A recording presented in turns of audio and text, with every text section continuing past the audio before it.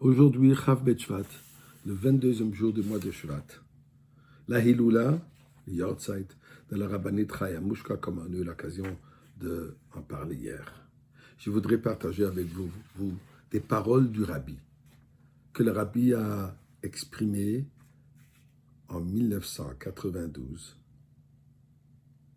Tafshin Nun Bet, à l'occasion de cette date particulière.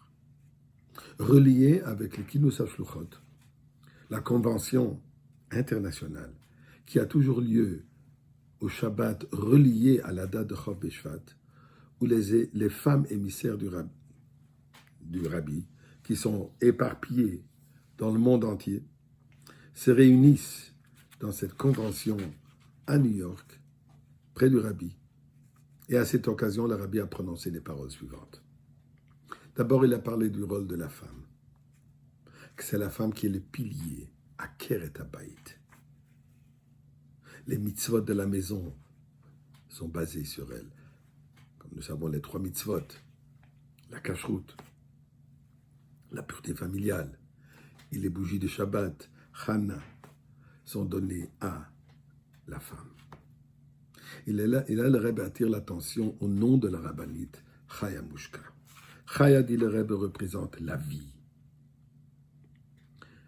Il explique, dans un foyer, ça ne suffit pas qu'il y a le foyer, mais il faut que ça soit un foyer qui est imprégné de la vie. Comme il dit, une vie spirituelle, que ça soit un foyer vivant. Chaya. Mais il faut plus que cela.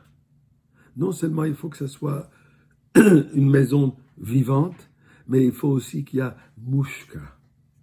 Mushka, comme on a mentionné hier, était un des encens qui était amené au Beth Amikdash. Donc le foyer a besoin non seulement d'être imprégné de vie, mais il faut aussi que ça ait cette bonne odeur, cet aroma, cette odeur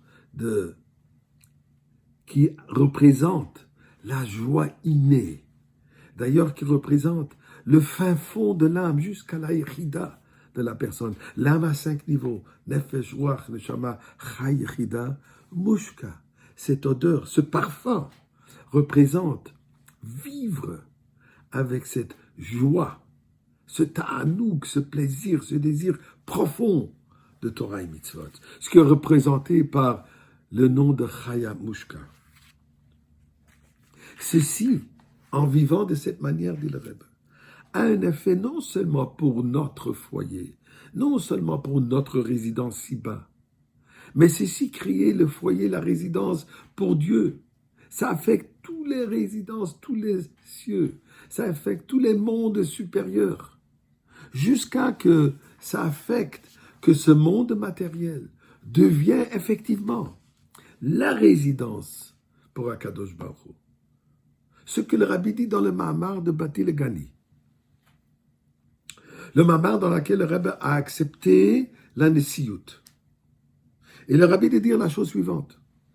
Il y a la date Shvat qui est le 11e mois de l'année d'après Nissan. Le Rabbi précédent a quitté ce monde au 10e jour du mois de Shvat. Le 10 qui représente la perfection des chiffres. Le 10 qui représente les Esser Sfirot, les 10 qualités divines. Le Rabbi lui-même, il a accepté la Nesiyut le 11e jour du mois de Shvat, de l'année d'après, dans l'année Tafshin Yud Aleph, 1951. Donc nous avons 3 dates. Le 10e jour du mois de Shvat, la disparition du Rabbi précédent. Le 11e jour du mois de Shvat, le 11e qui représente Keter, la couronne, l'au-delà des 10 attributs. La couronne, le Ratzon, la volonté, le niveau supérieur encore. Dit le Rebbe, 22 est 2 fois 11. Et ce n'est pas un accident. C'est dans ce 22 où nous méritons toutes les bénédictions. Comme le passouk de dire « Becha Yevarech Israël ». Becha en toi. Becha forme la lettre Bet Rav, Rav Bet, 22. la bénédiction. La source la plus profonde des bénédictions, ce sont les 22. Quelles sont les 22? Les 22 lettres par lesquelles la Torah a été donnée. Les 22 lettres de Aleph-Bet. Ce sont ces 22 lettres de Aleph-Bet qui sont la source de toute bénédiction. Ceci représente le Chav Beshvat, le 22e jour du mois de Shevat. La Hiloula de la Rabbinite qui est Malchut, la royauté, qui nous amène le royaume de Melech HaMashiach, qui nous dévoile le Melech HaMashiach, le roi Mashiach, qui nous délivre aujourd'hui même, au Zchut de Nashim Tzidkaniot, de la Rabbinite et toutes les Shluchot, qui nous amène aujourd'hui dans le Beth Amikdash, dans la délivrance finale.